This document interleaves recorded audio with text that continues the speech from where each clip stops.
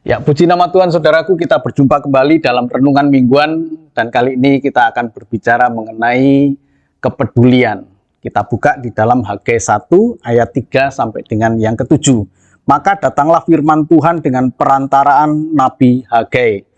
Bunyinya, apakah sudah tiba waktunya bagi kamu untuk mendiami rumah-rumahmu yang dipapani dengan baik, sedang rumah ini tetap menjadi reruntuhan.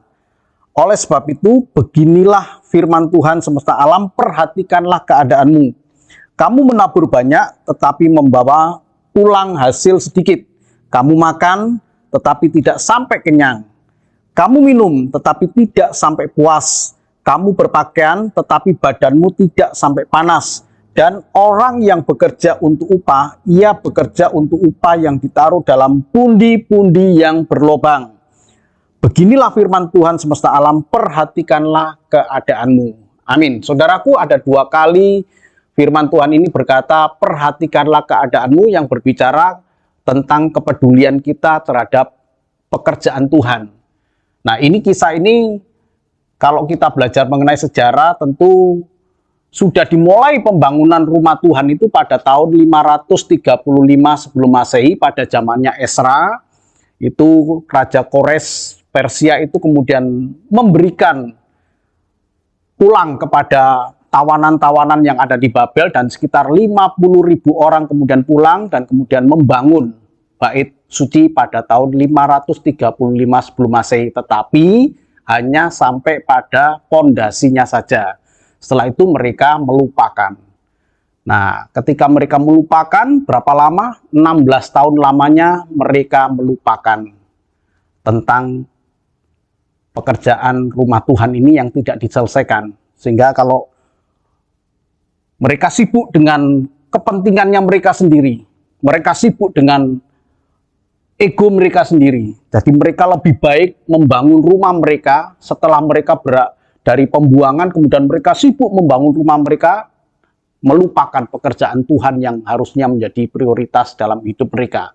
Sehingga firman Tuhan ini berkata, engkau bekerja tapi pundi-pundimu itu lubang, ya. Jadi engkau makan tapi tidak sampai kenyang, engkau minum tapi tidak sampai puas, dan seterusnya. Itu semua keadaan-keadaan yang tidak baik yang terjadi pada mereka akibat mereka melupakan pekerjaan Tuhan. Nah, saudaraku yang kasih Tuhan, akhirnya mereka sadar dan kemudian mereka membangun bait suci itu, dan kemudian berdirilah bait suci yang begitu megah.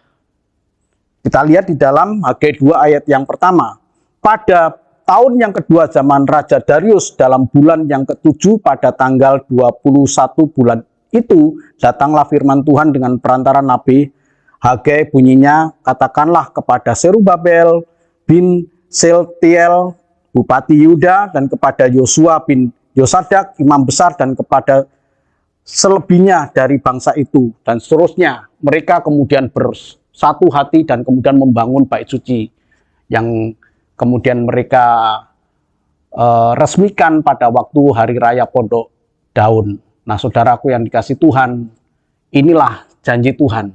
Ketika mereka memperhatikan, punya kepedulian terhadap pekerjaan Tuhan, maka di balik dari itu ada berkat-berkat Tuhan yang luar biasa.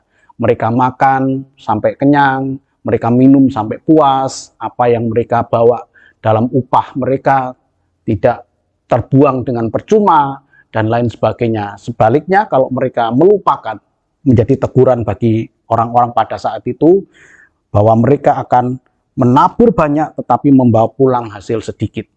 Saudaraku yang dikasih Tuhan, pekerjaan Tuhan tidak hanya terbatas kepada sekup di gereja, tapi apapun profesi kita, dimanapun kita berada, mungkin ada yang menjaga toko, atau di nelayan, atau dimanapun sebagai seorang guru dan lain sebagainya. Itu adalah tempat di mana kita bisa mengekspresikan sebagai pekerjaan Tuhan.